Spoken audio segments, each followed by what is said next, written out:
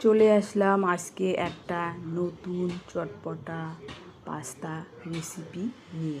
এই পাস্তাটা এতটাই সুস্বাদু, ছোট থেকে বড় সবার প্লেটের মধ্যে আক্রমণ।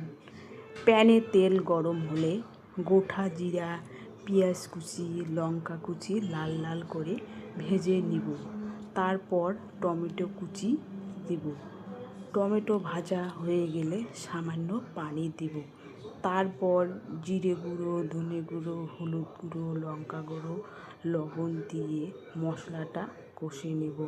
কষানো হলে ম্যাশার দিয়ে মশলাটাকে ম্যাশ করে নিব।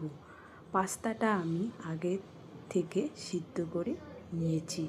এখন পাস্তাটা দিয়ে দিব।